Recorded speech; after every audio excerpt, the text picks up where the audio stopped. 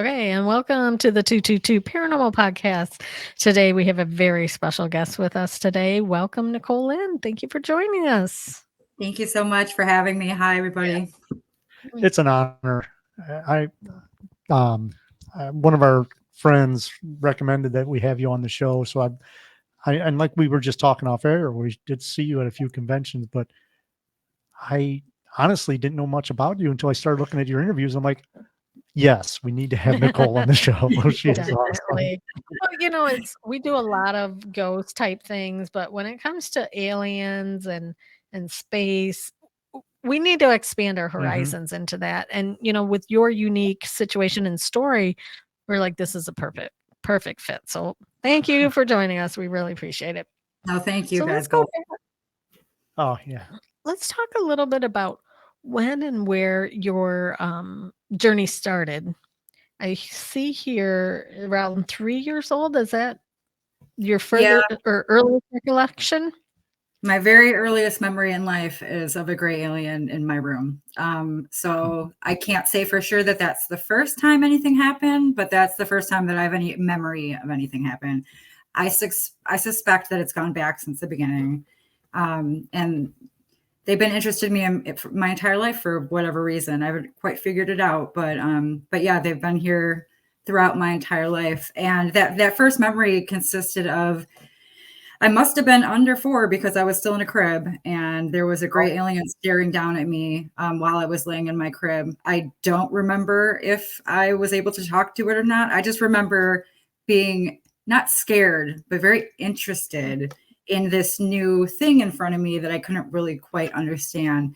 But at that point, being so young, I didn't know to be scared of it, or I didn't know, exactly what it was. So it wasn't frightening to me. It was just interesting. Yeah. When these situations, or what would you describe them as? Visitations? Is that a good word that fits for you?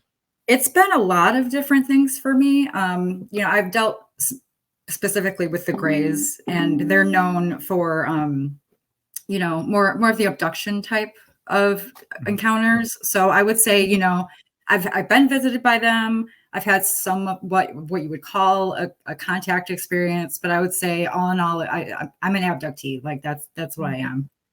They come and take me. I didn't say it was all right. I didn't, sign up for this, and yeah, it's just something that I've been living with my entire life. When these early visitations were happening, were your parents aware of this? Yes and no. So personally, the beings, while I was with them when I was young, impressed upon me, don't tell anybody.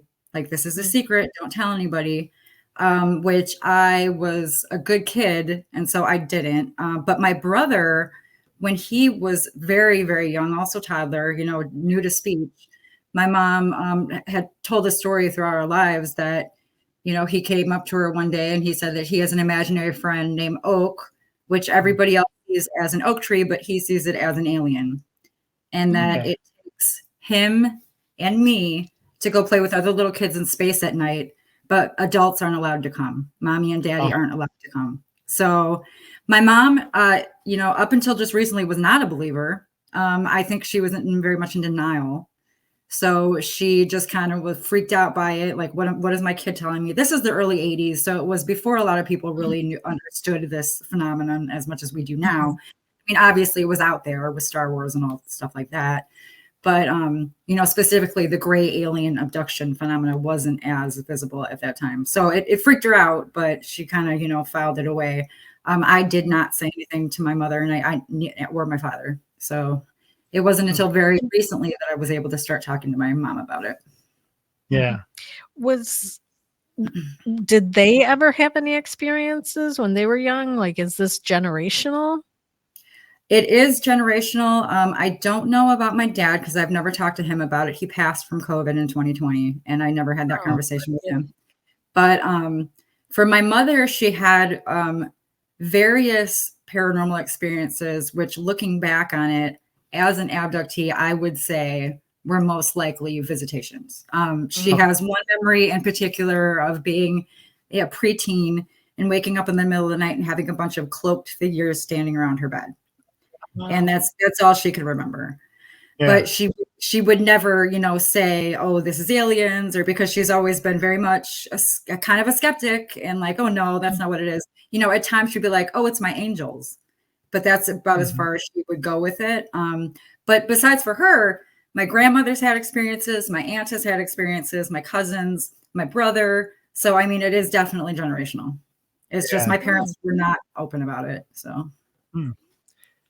Yeah, we find that a lot with a lot of people we talk to. They say that it's generational, and maybe it's because the family line they keep track of for whatever experiments they're doing or whatever, or Mhm.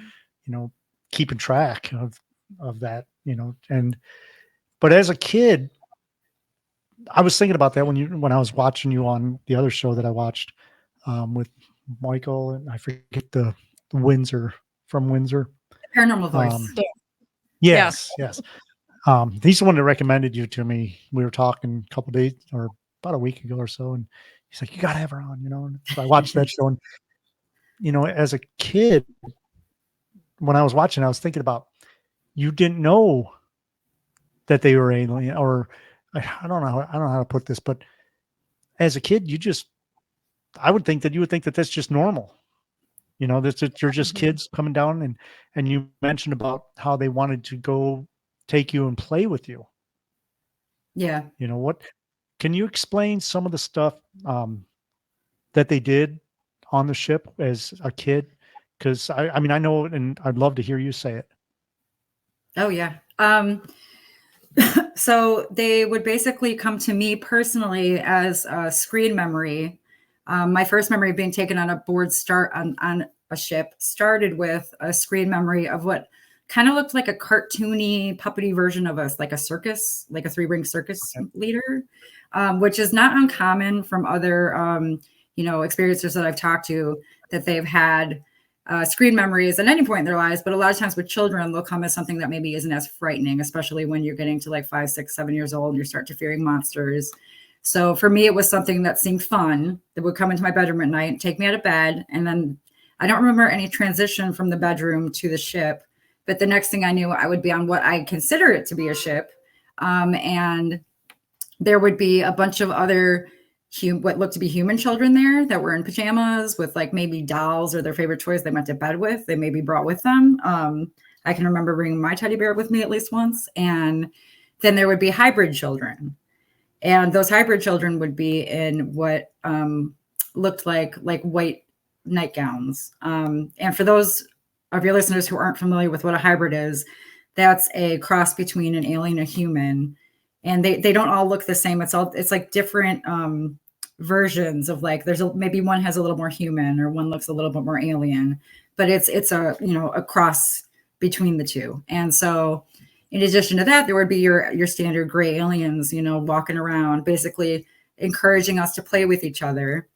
And they had what, as a kid, I would have considered toys. And the toys, they looked like, human toys, but they weren't. And sorry, excuse me one second. Yeah. And so they looked like human toys, but they were a little bit different. So like one of the things that they would have me play with looked kind of like a Simon Says, except what they wanted me to do was they wanted me to light up the lights with my mind. Like I didn't touch it when the lights went, I would make it light up. And there was different toys where they would have me light things up. And then there would be like what would look like blocks, kind of, sort of. And they would want us to like levitate these blocks. And so, I would levitate the blocks and I'd make them move. And basically, I'd have a gray alien standing over my shoulder saying, move it this way. Or if you think really hard like this, you can get it to do this. And I was pretty successful at it. And I think maybe that's one of the reasons why they've come back to me so often throughout my life, was that, I was able to do what they wanted me to do. Another thing that they would have me do is pyrokinesis. And so they would make me light things on fire, which, is interesting because I haven't heard too many other people talk about that aspect of it. Yeah. And then, just a lot of telekinesis and ESP, what is this person thinking of? Like, can you hear, this sound, or can you make someone else hear this sound? Or, so stuff like that. Like basically, we'd be playing together, and we would also play with our human toys that we brought with us as well. I mean, because we were kids, but they would really encourage us to play with these things that were obviously trying to train us to do these, metaphysical abilities. Mhm. How long were you gone in one night? Like how long time frame?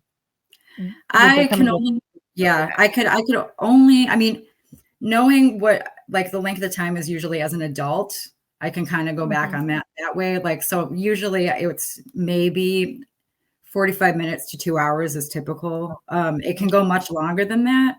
But so as a kid, I would have to imagine maybe around 2 hours, short enough that maybe somebody else in my household wouldn't discover that I was missing, or, short enough that I wouldn't be just like falling asleep in class all the time, which I still did because I had insomnia pretty bad. But I don't think it was like super long sessions, but I mean, 2 hours is pretty long. So, yeah. Yeah. Yeah, definitely. When they had you on the ship and they were communicating with you, was it completely, in your mind telepathy, or did you hear any like verbal audio speaking from them? So from the beings themselves, I never, ever heard them speak. It was always in my head, but I would hear the other little kids on the ship speak to each other. And I remember some of the hybrids were verbal as well. Okay. So not all of them, but some of them. But when it comes to the Greys themselves, it was exclusively through ESP. Okay. And these were all small Greys? Were any of the tall Greys there?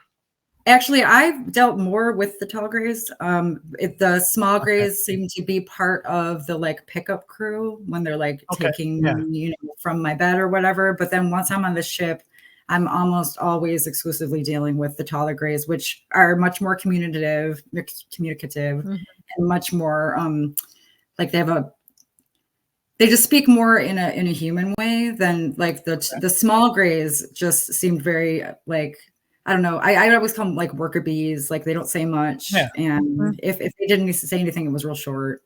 Like commands, like go here, go there, that kind of thing. Yeah.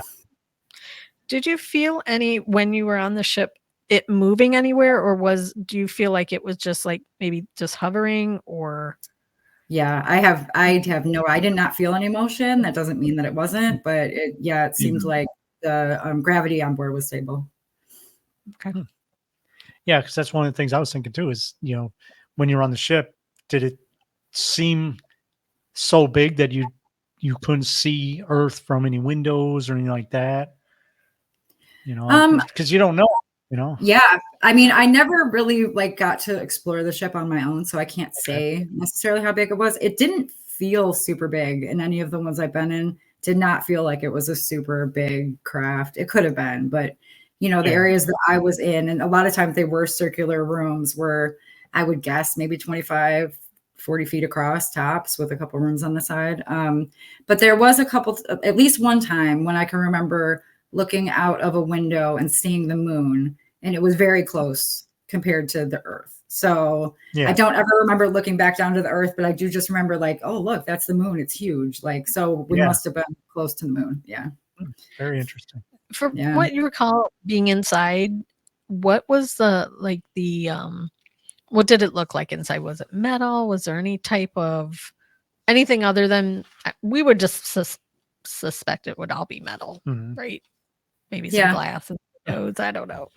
Yeah. Yeah. If you could, just describe what you saw inside. Yeah, of course. So I don't have much memory of being on board after I was a teenager, but from when I was a teenager and before, the ship would look, I guess the main room that I played with the little kids was like a gunmetal gray, and it had some kind of a texture to the floor. It had like little kind of like benches attached to the walls that would come out from them if you needed to sit. We were mostly sitting on the floor though. Again, I was a kid at this point.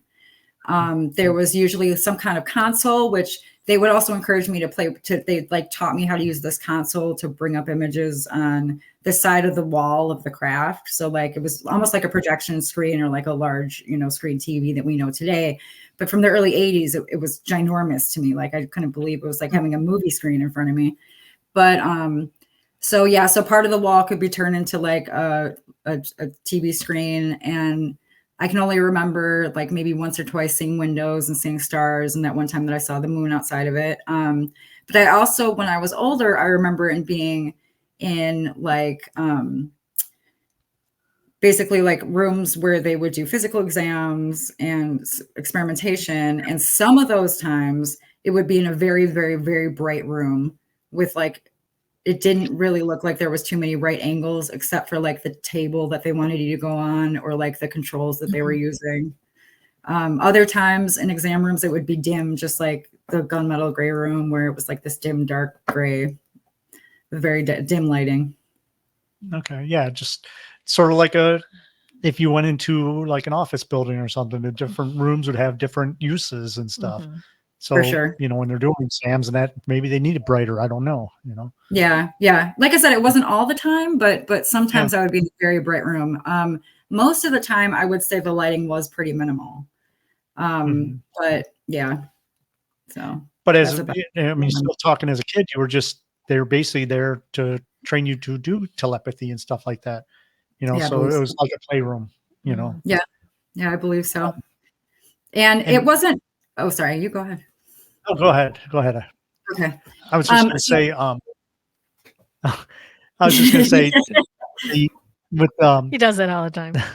It's so hard not being in the same room talking, but with the other kids there, did the other kids recognize that you were from a different area, or did it almost become like when you go into kindergarten and it was just, you're just there with all the rest of the kids? I think we were all just like, oh, I guess we're here now. Let's play with toys. I mean, Yeah. I don't necessarily, I mean, I can remember some of the kids being quieter. I don't really remember anybody crying or asking for parents or anything like that. So I wouldn't be surprised if most of these kids were like me, where it was happening from such a young age that there was just what happens at night sometimes. And, they're used to it at this point. So yeah, that's what I was thinking. Interesting. Do you, have you ever been contacted by anybody who maybe thought that you guys were in this together when you were young? I guess the best answer is, if you want to answer, you don't have to. Yeah. The best answer is yes, but I can't go into it any further than that. Yeah. Okay. Fair enough. But it's somebody that you would recognize from the experience. Now that's one of the questions I was going to ask you.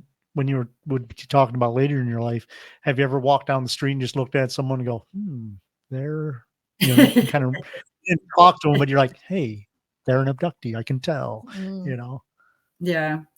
It's funny though, because throughout my life, there have been many experiencers that hadn't ever told anybody else. And for whatever reason, they just come up to me, like we talk for a little bit and they just like spill their guts. And I'm like, yeah, that's happens to me too. That's been my whole life. And like, oh my gosh, I don't know why I told you. I just like felt like, I could tell you. And so throughout my life, I have had people just randomly tell me that they're experiencers without me asking, which I think is like pretty interesting. So I think there's something, that we can connect, that we're both, having these experiences somewhere. I mean, I can't really explain it. It's really interesting, but it's been throughout my entire life that's happened. The other thing that I did want to bring up though, from when I was a child, again, this is just a small part of everything that's happened to me since it's been going on, for 44 years at this point. But the beings also really wanted to impress upon us. And it seemed, I don't know if it was especially me, if it just felt that way because, I was the one experiencing it, through my eyes, but they wanted to impress upon us that there's a lot of really serious global issues coming up, and that like we have to prepare for it, and that humanity, like the same kind of messages a lot of people have said, there's something coming. It's going to be really bad. You guys are going to mess up your planet. If you don't change your ways, then terrible things are going to happen. And so they would, besides for having us play with stuff, they would also show us like these on that screen I was talking about on the side of the wall of the ship, was, famine, death, disease, wars, nuclear holocausts, just a lot of climate change. So there's been a lot of things throughout my life that I've been kind of expecting to happen. And unfortunately, it seems like it's all been coming true. So Yeah. that's another thing that happened when I was a child. Yeah, it almost seems like you said, there's so many other people that talk about that, and they all say the same things. They all say that and it goes back to even like cave drawings and that of different things trying to tell humans, hey, they're smacking us in the back of the head, going, hey, pay attention to this, Yeah, yeah, for sure, for sure. Mm-hmm. They it's a common, well, I shouldn't say that it's a common thing, but like I said, and we know Bill Konkoleski. We were talking to him, and he basically says the same thing. He says, all the communications are, you need to take care of this earth because it's our earth. It's the only one we have. I have beliefs like maybe Mars was colonized before Earth and stuff like that, but maybe that's a history where we look at Mars and there's hotspots on Mars of nuclear explosions. Maybe they're telling us, listen, you've done this before. Stop and look. Yeah. It's my opinion. This is just a theory, and it's probably not true, but I always wonder, is there like 15 Earths and we're one of like the last 3 where we didn't blow everybody up? And so like, maybe this is the one where they'll make it. I mean, I don't think that's honestly the truth, but I just you never know about that. Yeah. But so the experiences went on, through my childhood. It was all very playful. I was always a little bit different of a kid, so I didn't really like fit in at school. I always felt a lot like the other, because I did have this secret I couldn't talk about that was happening to me at night.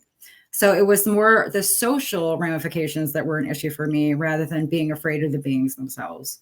But then as I got older into my teens, the way that they treated me changed drastically. And it went from like teaching, like a teacher student or like a playmate type of situation, to where they started to be much more interested in my physical body. And, a delicate way to say it, after going through puberties, what I could provide for them as a female. So it went from something that was pretty much lighthearted, besides for the warnings about the future. That was obviously scary, but everything else was, let's play this game. Let's do this, you could float, kind of fun stuff. And then it goes to all like physical, medical type of experiments. And it got really, really scary. There was definitely pain involved. Like I can remember being on the ship and having procedures done and it being very painful. Mm-hmm. And that pain actually did come into like my real world life. When I was between 14 and 15, I started having really, really bad pain in my left side. And I was like on a ball on the floor, half the week for months. And we finally went to the hospital, got an ultrasound, and they said that I was missing most of the eggs in my left ovary. But they said that they could tell that they were there at some point. What they said was they thought my body had mass expelled the eggs in my left ovary, which, thinking about what had happened to me, I think that those were most likely taken from me. And so, but I do think it's interesting that there is some, possible evidence of what was happening to me from when I was a kid. Or a teen, I should say. Do you feel that they've done anything with them? Yeah, I do. I was shown at one point when I was on board in my mid-teens, I was shown a bunch of what looked to be human hybrid fetuses in like jars that looked to be hooked up to some kind of life support system. And there were just like hundreds, if not thousands of them. And they told me that they were my kids. So I have never seen any older hybrid children. A lot of the things that these beings say to us, I wonder if it's true. I mean, in this case, I kind of do think it is the case, just because of what happened with, my physical problems. But, they say a lot of things like, ever since I was a child, they repeatedly would tell me that they're my family, and they would tell me that they love me. And while I would like to believe it, and I do kind of believe it because I do feel like they've protected me in ways throughout my life, but at the same time, I don't know if it's a manipulation tactic because I'm an asset and they need me to behave, to get the best outcome, Well, Mhm. just act like you're a parent. Just tell her that you love her. Just say you're family. Like maybe she'll go along with it easier. I know a lot of people believe that it is true, and I would love to believe it's true. I just don't know for one way or the other. I don't have any answers about it, so I have to wonder myself. Like, do they understand human love? Like, do they understand human Right. emotion? Was this just a way to get people to do what they want? Because they've been saying that to me since I was very young. But at this point, I do kind of sort of believe it. I just don't know what extent what they mean by Yeah. it. Yeah, Yeah. I think that's a really curious thing to understand is, are these beings capable of feeling human emotions? Mhm. They have intelligence, but do they have that compassion or feelings, Mhm. or are they just robotic in a way? Did you notice at all throughout any of your experiences if they have different personalities than each other, or is it kind of across the board they're like an even keel of like this is how they operate, how they act, how they talk? I do think for the first thing, the 3-foot grays, the small grays, like they don't seem to have much of a difference of personality whatsoever. Like I said, they're pretty curt, Mhm. straight to the point. You know, um, I tend to say worker bees more than robots because I don't necessarily think that these are like consciousness put into robot bodies. Like it could be, but just from the interactions I've had with the taller ones that seem to be more like our type of sentience, I Mhm. would notice a slight difference in personality. I think I had what I guess I would call like a caseworker, maybe. Like there was one that I Mhm. dealt with more often than others, and it had a female voice. Some of them had male voices, some of them had female voices. And Okay. although I don't know if there was females and males, again, I don't know if this was just a way for them to make us feel more comfortable. But Mhm. yeah, the one that I dealt with the most was the one that said I loved you all the time and seemed very caring and did to seem to genuinely care about me and like what was going on in my life. Other ones seem more clinical. I can't say I ever came across anybody that was like mean or, seemed evil Mhm. at all. Okay. But I guess the word I would say is professional. Like a lot Yeah. of them seemed like they were very professional. Like they had a job to do and they were going to get it done. And yeah, some of them had nice bedside manner and some of them didn't, not so much. So I guess that's the best way to put Yeah. it. Yeah. Yeah. Yeah, you just wonder, like, what do they is this a job for them and they go home to like a family type situation or anything like that? Or is Yeah. that this is just their um existence is to, you know, do these experiments or travel from wherever they're from? Did they give you any indication of, where they came from or why they're particularly hovering over some part in the United States? Yeah, no, not really. I mean, again, with the whole "we're your family" thing, I always took that to mean that they maybe made us, humanity as a Mhm, race. Possibly, I mean, some of the experiencers could be, maybe have some of their DNA in them. I tend to think it's more all of humans do that, that they've fiddled with humanity back in the day and turned us into the species that we are today. I think it's been a long-term project with lots of people. I don't think everybody's getting abducted, but I do think that they tinkered with us in ways that enough people have been to pass those genes on to make us this compared to all the other species on the planet, to make us like the most intelligent and the most capable of using mhm, tools and making society, I guess, I would say. Mhm. But yeah, um, they never said like why. So I was born in Warren, Michigan, but I grew up I moved to Chicago when I was 4 and I grew up there. So they never said like why they came to Chicago. Um, although they did, again, I did get the sense from them that, they've been on Earth looking at humanity for a very, very long time.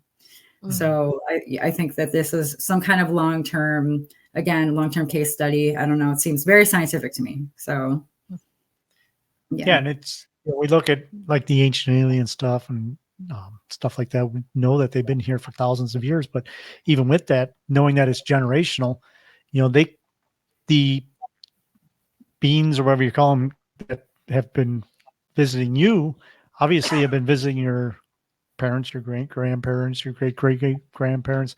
Maybe it's the same ones, and their lifespan is just so long that they can keep track of a human family for generations.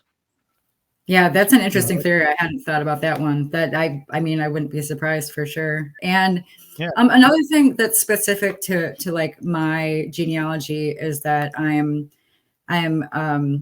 a quarter Sioux tribe Ojibwa. So I am Native American. There's not very many of us, and so it's that side of the family that it seems like they've been attracted to. So it makes me wonder if that's another reason why they seem to be so interested in my family, is because, we're kind of a dying race. And so it makes me wonder if that makes us like a more high priority bloodline or whatever. I mean, but you look at it like it's possible. So, and I know a lot of Native Americans that have had experiences as well. So it seems to be something that is really common in that community. Although it seems like it's common in all communities and all races. Yeah. It's just, it's certain groups have come to and talked about it. But when I talk to people on the ground, it's, almost every kind of person you could think of, has had this kind of stuff happen to them. So. Yeah. And it's interesting that you mentioned the Ojibwas and that, because we were up in Sault Ste. Marie for Michigan Paracon, and a lot of the people that live around there talk about the sky people, and they say, oh yeah, we see them all the time and stuff like that. And even when, not this year because she wasn't there, but Andrea Perrin was there last time, and she would go out in the parking lot and actually call in the spirits or call in the aliens, and that, just jiggle that. It's, but being up there, it is very common for them to say, the sky people are coming and stuff like that. Yep. And interesting fact. So my grandmother grew up across the street from the casino that Paracon's held at. Okay. On Shunk. Oh yeah, no problem. Our light went out. Is that a coincidence or not? When here, let me see if I can fix it. Okay. It's really hot. It's interesting. Joe and I, and this is unrelated, but it could be related. When we tape podcasts, we have the strangest things happen. Like this light just goes out. It's a brand new bulb, right? Like odd things happen. We capture EVPs during the podcast. We had, and you probably understand this. Do you have light bulbs? Yeah, they're in the cabinet, that middle cabinet. Yeah, just turn the light on in the dining room. No, in the big cabinet. Go around the corner. So anyways, we interviewed Bill Konkoleski multiple times and twice had the entire interview wiped. Oh, wow. I mean, once, okay, maybe, but twice, maybe 3 times we had issues with it. Yeah. It's like, is something listening? Do they not want this information to go out? Are they maybe monitoring or editing some of the experiencers like yourself? Have you ever had any experience? Oh, you'll have to plug it in, Joe. Have you ever had an experience where maybe you're trying to talk about it and had some kind of faulty? Oh, hey, we have like, yeah. It's just my ghost. All the time. So I'm sure you both know Deb Drews. Yes. Yep. Bruce. Yep. So she was the one that finally told me what I am. I guess it's called a slider, where you're a person or there's an energy around you that affects technology all the time. So okay. It is a nightmare for me to go to the doctor because every single time they're like, oh, my I've never seen anything like this. I can't believe my system's doing this. Oh, everything just erased itself. Oh, I have to get new computers all the time. Yeah, so I have all, I mean, even today, like, my heat's been off since Saturday and the guy decides to come fix it like right before we're supposed to go on together. I'm Yeah. like, what? It's like, I've never had this happen before ever. And it's happening, half an hour before we get together. So yeah, I'm not surprised the light went up. Yeah, interesting, like, because we've been in the paranormal for so long, it seems like, when you ghost hunt a lot, ghosts seem to attract you. It's almost like you're putting that beacon of light out. Or, Joe and I don't know so much for Joe, but for me, like, I'll be in a store and there's absolutely nobody in the store, but I'll be looking at something, and the other person that's in the store will have to come up and look exactly at what I'm looking at. And it happens not like once or twice, like all the freaking time. And I get so irritated because I was like, "You're gonna just wait 10 minutes to look at it." But then I was thought, why does this constantly keep happening? It's happening for a reason. Yeah. It's not just a coincidence. Yeah. And what do you think, in general, you don't have to get too specific if you want to, but like, what do you think, just deep down, what the reason is that they picked you specifically? Is it your bloodline, or is it possibly Like her aura is. yeah, that Because I feel that's what your energy, when maybe your DNA. we, like Jen was saying, we attract people into our lives, and I think it is the aura that we put out. And that's why I asked you earlier about, walking down the street, you can kind of tell, because I feel that it's the aura. Like attracts like. Yeah. Yeah. Yeah, like, I know we're all real familiar with high strangeness and synchronicities, and I feel like that's something that comes with this. But as far as why I think I was specifically chosen, I think it's probably a lot of reasons. And I think that that's probably why they have come to me so often throughout my life, because for most of the experiences I talk to, they can remember a handful of experiences. It's probably gone on through their whole life. But, maybe like 20 or 30 is a high level number of experiences that they can remember. Or even if they get it from hypnosis, that's still a pretty high number. I mean, the amount of, I'm in the like 200, 300 range. So I think something about my aptitude for the tests that they were doing when I was a child made me very attracted to them. I think obviously like my bloodline helped that. I think probably, whatever gifts they either taught me or helped, curate, like, was very attractive to them. I definitely think my energy, because I know that I have a very specific energy. And so that's part of it. And they've relayed that to me. And I also think it has to do with, I mean, just to be frank, I was able to produce the hybrids that they were looking for. I think I call myself frequently, I would call myself a breeder, because I feel like that was one of my big roles. And so I feel like that also has to do with it, because they're very interested in, experimenting with my DNA, basically. Are you still experiencing being taken by them? Yeah. Okay. As it's actually just over the past, like, not this past week, but the week before that, there were 3 instances of missing time in a week, which is not very common lately for me. In the 2010s, in the very early part of COVID, it was happening a lot. But Wow. I go through cycles. So there's never been a time in my life where I didn't have something happen within 6 months. And when it gets to like close to the 6-month mark, I start thinking, oh, they're not going to come anymore. Like, I guess, they don't, like, you think like, oh, they don't care about me anymore, or, I'm not special anymore, or whatever. And then something will happen again. So, it's always happening, but there'll be times in my life where it'll really ramp up. And just in the past, week and a half, it's been really, really crazy. So yes, they were here as last Friday. Can you tie the ramping up to anything specific, whether it's like a moon phase or anything along that lines? Is there any way or any pattern that you think about or see that why they would pick these certain times to do this?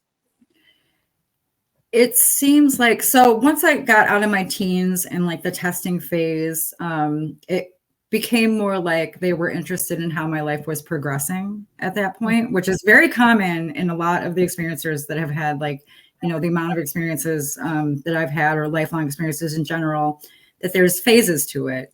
You know, there's a playful phase, there's a really, really scary phase.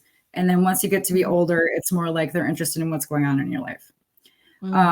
So more recently, it seems like either maybe I'm having like a really rough time going on, or there's an outcome that they want to be different.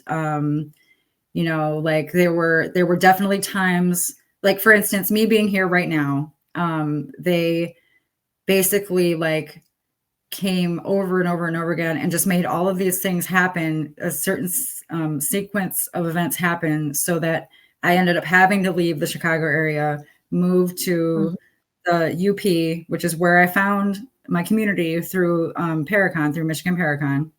And so they like put, which is also, like I said, where my grandma's from, where my family's from.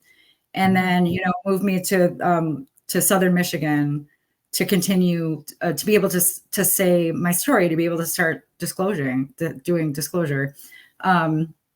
So I think it also has to do, sometimes it seems like with global events, like sometimes when there's a lot of crazy stuff going on in the world, they'll be coming more often.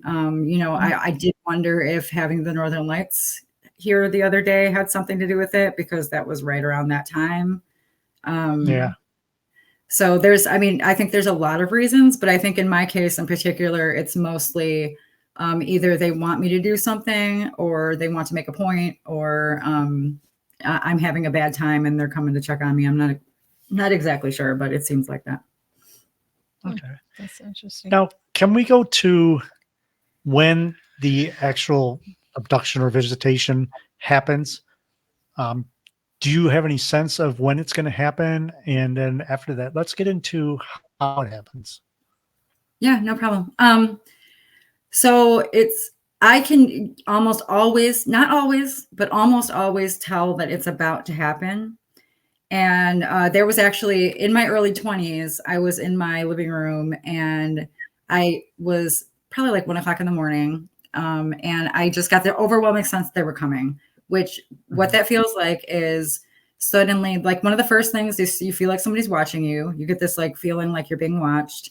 And then there's like this palpable sense of like a buzzing energy in the air. So you can like feel this like intense energy come over the room. You know, your hair might start standing on end. You start feeling this really instinctual fear starts going through you, which you can't control. I think that this is just an instinct and fear of the unknown. It's not because I'm super scared of these beings. It's just something that goes along with it.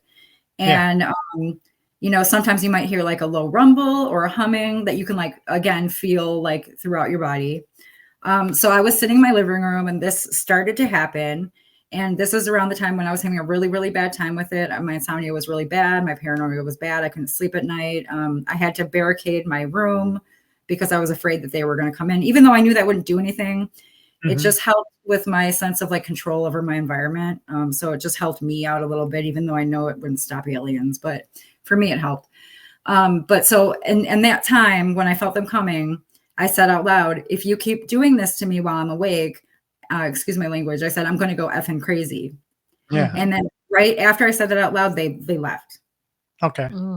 And from that point on, I have almost no memory of being on board. Okay. So now I only have memories of missing time. I see UFOs frequently. And then sometimes there'll be a being like in the room, like while I'm awake. But as far as like knowing what's going on board anymore, like they did me the kindness to not keep letting me get traumatized by that part of it. But now I kind of wish I would remember like the stuff that's happening now. So that's a little frustrating. But so, yeah, there's different things that you can tell that it's coming on. It's mostly like you just get this feeling that it's about to happen. And then, that's what happens. I mean, sometimes you're woken up in your sleep. So you don't really, you can't really know anything's happened. And a lot of times you wake up after it happened. So like, for instance, last Friday, I jolted up out of bed at exactly 4 o'clock in the morning, and I just knew something had just happened. And I Okay. had already had 3 experiences happen, or I should say that was the 3rd time that week that something had happened. The other times I had legitimate missing time. I had that feeling that they were coming. But this time I woke up at 4 a.m. and I went to go, I knew something happened, and I went to go stand up, and I let my hand on my knee, and my knee was completely numb, but just my Oh, kneecap, just my yeah. kneecap. And I was like, oh, I'm so glad I didn't stand up, because if I tried to stand up, I would have biffed it. Like I would have just fallen over, because I wouldn't have been able to use my knee. So I decided to get my camera out so I could look at my knee, and I took a picture of it, and there was like 2 perfect little semicircles that weren't connected right where it was numb. Okay. And then, like, what's even more bizarre to me though is that I've had my like limbs go numb in my sleep before, like you'll have blood loss or whatever, poor circulation. It takes time for you to get your feeling back. Like you go through that needle and pins phase. Yeah. There's a transition phase. This time it was nothing. It was completely numb to full feeling in like 5 seconds without any kind of transition. And I have never experienced anything like that before. And then I also, I turned the light on. I was looking at my knee a little bit closer. I now have a scar that I don't remember ever having before that night. Okay. Oh, wow. So yeah, that's the kind of stuff that I deal with now. I wish that I could remember, but at the same time, if they're doing surgery on my knee, I'd rather not remember that part. So Yeah. Right. I mean, I don't know if that's what was happening, but yeah. Yeah. Now, does this always happen at night? No. Most frequently, yes, at night, but there have been times in full daylight that either I was taken or I had missing time. There was one time in 2018 when my ex-partner was walking home from work, and it was 3 o'clock in the Chicagoland suburbs, which are very busy. This is when kids are getting out of school. And she said, as soon as she walked to where she could see my house, she saw a black egg-shaped craft sitting right over where my bedroom was at 3 o'clock in the afternoon on a weekday in the Chicago suburbs in the fall. And the most bizarre part about it to me of all is that she then proceeded to walk inside and not say anything to me about it for 3 days. And 3 days later, she said, oh my God, I can't believe I didn't tell you. Like 3 days ago when I was walking home, I saw a ship above the room. And I didn't even think to tell you until now. That kind of makes you wonder too, if anybody else in the neighborhood saw it, but maybe they wiped their memory or whatever you want to say. Yeah, I don't know. I mean, I've always lived in really populous areas, so I've never had a neighbor come up to me and say, oh, I saw something really weird happen in your, backyard. But I have had neighbors that seem to be like annoyed with my family for no good reason, and like basically like, oh, they're weird, like, just like you could tell, like almost like the feeling like they have a feeling like something isn't right going on, but they can't place it. And so I wonder if that's because maybe they have witnessed something and it was taken out of their memory, and so they're just like, I don't know about that house. But yeah, as far as I've had UFO sightings reported that were near my house. I've had friends that have seen UFOs that were like towards my house. I've had lots of UFO sightings with lots of other people together where everybody saw the exact same thing. I haven't really ever had anything where, just one person saw something and nobody else did. But I think they can, when they want to, shut people off. So I think that's probably has more to do with the fact that you're more evolved so you can see something. I think it's more of an effort of them to be like, we only want the person that's supposed to see it to see it. So, because I mean, if you, like you say, they don't allow you right now to remember by choice or by whatever, but if they can do that to you, then they can do it to other people too.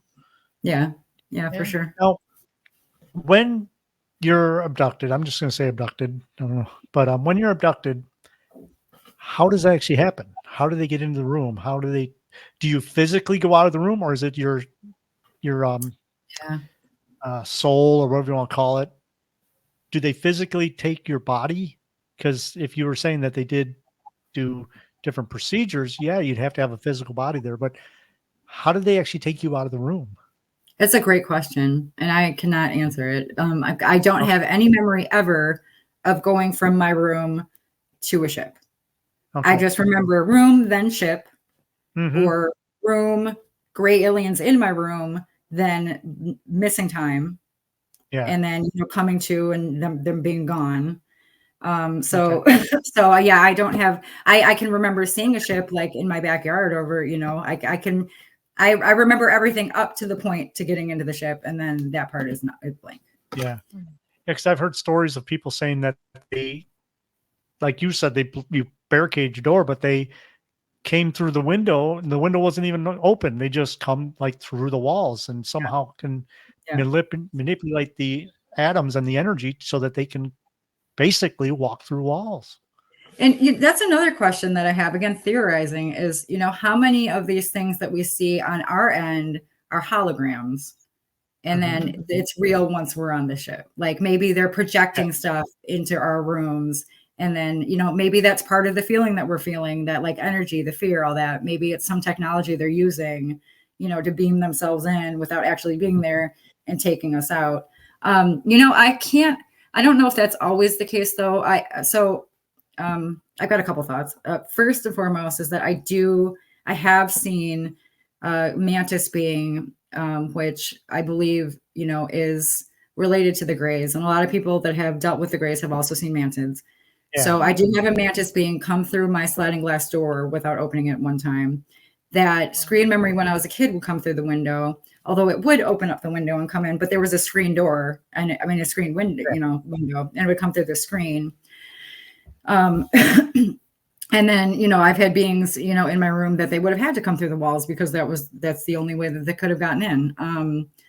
So I know that they can go through walls for sure. I just don't know that if that's their physical bodies doing it or not. The other thing I wanted to say though was this one time,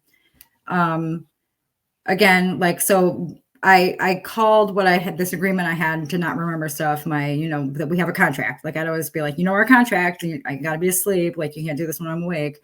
But so my ex-partner had a lot of experiences with me. She was taken with me a bunch of times. She saw beings in the house with me a bunch of times. And this one time, we were in my bedroom and we were going to sleep.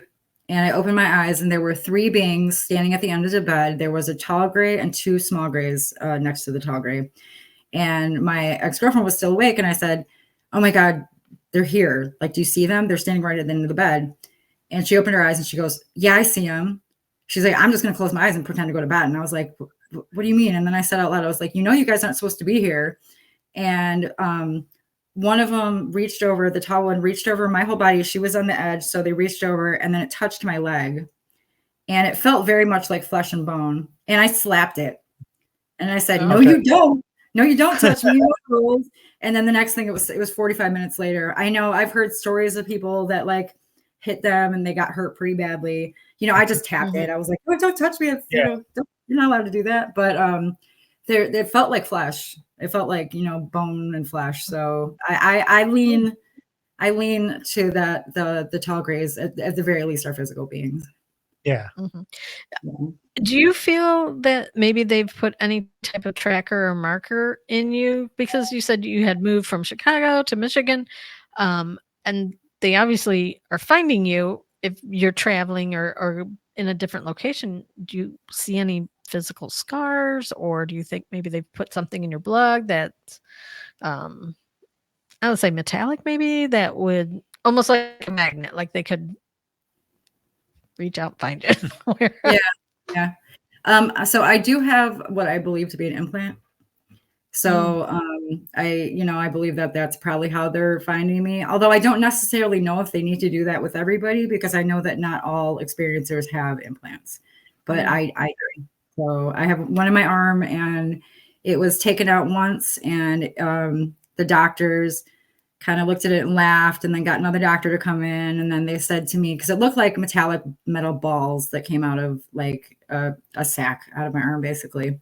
So it looked like, like my body had healed itself over it, like it would with an abscess or whatever. And then, but inside of that was metal balls that kind of looked like sand, but, a little bit bigger. And then the doctor giggles and he goes, this is a new disease. 1 out of 1 million people have it. Like, we could name it after you. Ha ha ha. And like when I got older and I thought, 1 out of a million sounds maybe about right for the amount of people that have implants taken out of them. Like that to me sounds like maybe that would be the amount of, implants they had taken out in the past. But just a few weeks after that, excuse me, the implant came back.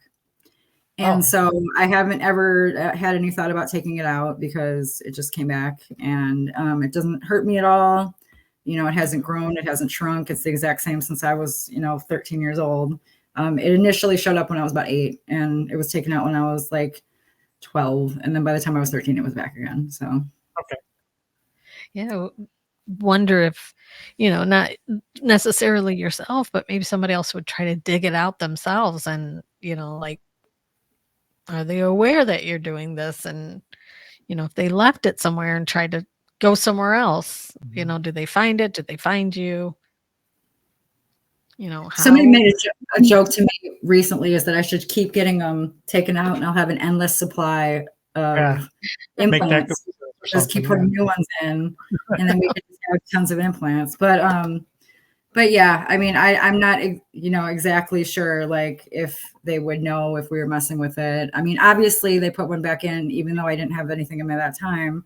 So I think that they can track us no matter what. I'm not exactly sure what the implants would be for. Maybe it's just to monitor your health, like constantly. But yeah, I do have one.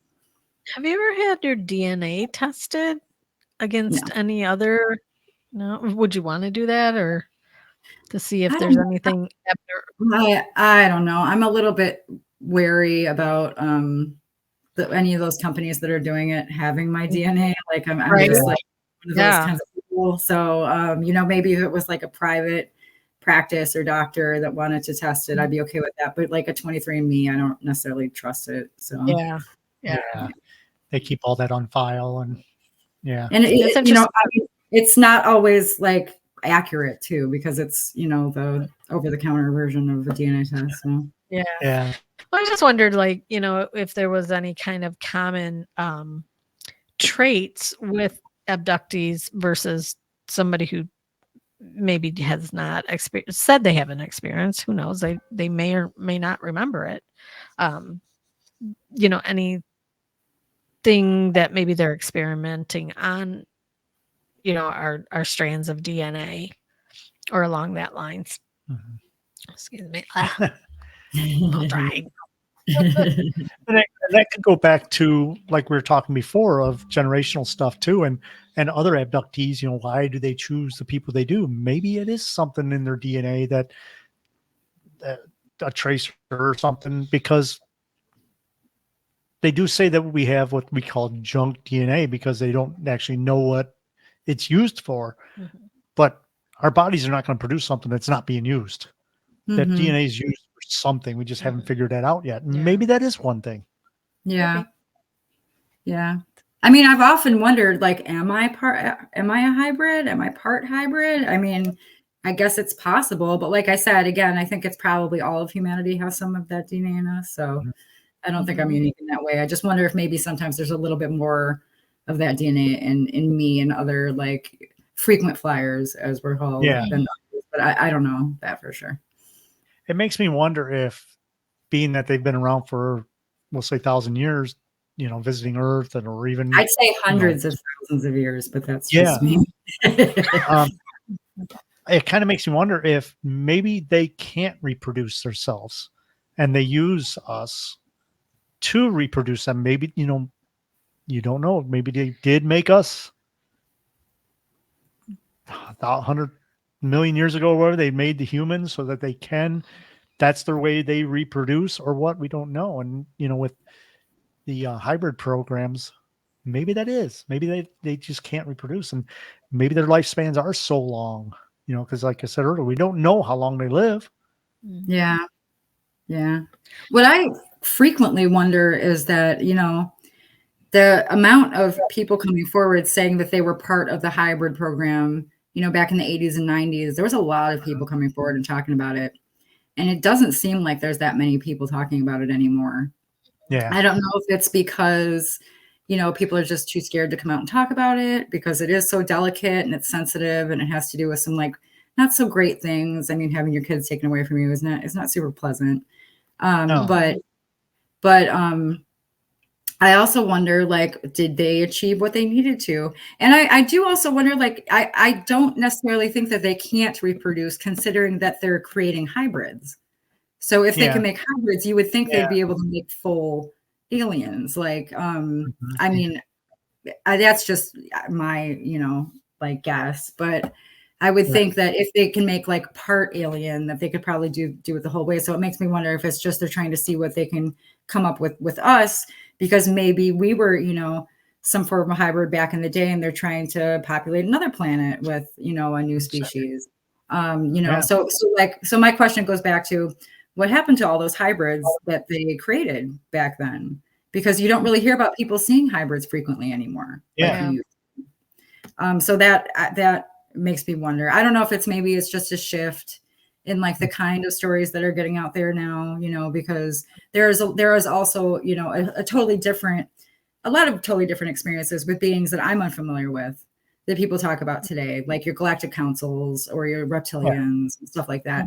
So maybe it's just that surreal, that type of experience isn't as talked about now, that people are focusing on the other things.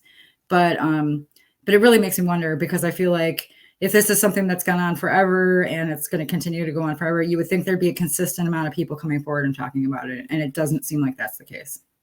Yeah.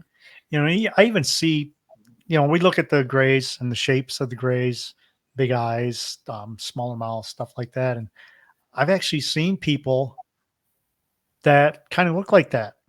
And it makes you wonder, are they hybrid or that? Even like just a couple of days ago, I was looking online, and there was this girl on there, and she had the biggest eyes and, the smaller nose, smaller mouth in it. But it might sound rude, but it looked like she was an alien, looked like a gray, not huge black eyes, but just the shape of her face, and that kind of reminded me of that.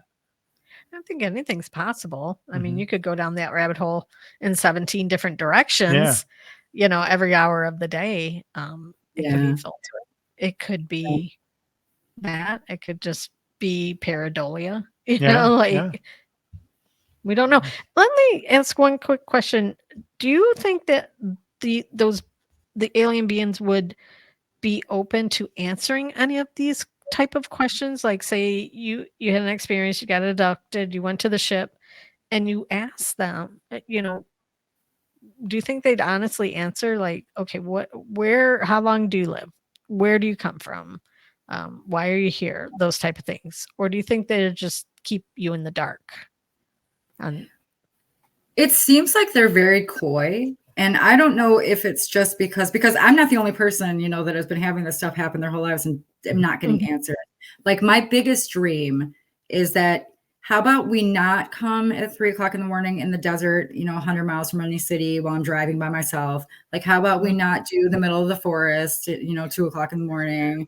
Why does it always have to be scary? Why can't you just show up, at noon in like a beautiful park with like with a little lake and some flowers and a picnic, blanket, and let's have a conversation. Like, that's what I want. I would love nothing more than just to be able to ask these hard questions and see what answers I got. But I also know that, while you're on a ship going through these things actively as it's happening, you're not really thinking about, let me get all these questions answered that I've been having. Yeah. Just like, what is going on right now? This is so weird. Like, I just, I'm in awe of everything, and I'm a little scared, and your adrenaline's totally up. So at this point, I have not yet been able to ask any meaningful questions while I'm having an experience that I've gotten any answers to. I mean, I have asked some questions in the past. All of the answers I've gotten have been very, very vague. So, nothing about where they're from, who they are, the plan has been said that they're trying to save humanity. So, and the planet. So that's something that's consistently, said as an answer to these questions, is that, they're concerned about us as a species. I kind of think at times it's because they're quarantining us on this planet until we're ready for, interstellar travel, because we're too dangerous at this point. We're too animal at this point. But they've also given me some personal answers in very direct ways, and not always things that I outright asked, just stuff that they told me, how they thought, maybe this partner is bad for me, or this situation is bad for you. You need to get out of it. Like that, they have done that. But as far as me being able to like have a conversation and be like, I need the answers, like tell me where you're from and tell me what's going on. That no, never. Okay. I wish it was that easy. Yeah, right. Exactly. Like just tell me everything. Right. And I like the analogy you said of let's just sit in the park or something and let's talk instead of taking me away and get them on this podcast, right? We're getting close to the end here, but I wanted to ask you, it's kind of hard to ask you this because you've been doing it your whole life, but have you noticed other things? Like I've talked to people that say that they see a UFO and all of a sudden now they're seeing Bigfoots. They're seeing poltergeist activity in their homes. It's kind of like all related. And I know you've been doing this your whole life, so maybe it's not, but have you had that situation where now you're seeing other aspects of what we call the paranormal? Well, it's funny because since I've always been at this from the UFO side, I was not that interested in the paranormal stuff, just because it's not that it's not interesting. It's just that I had enough going on my plate that I'm like, I'm just gonna stick with aliens. I don't need to like get into this whole ghost stuff. Like I got enough going on.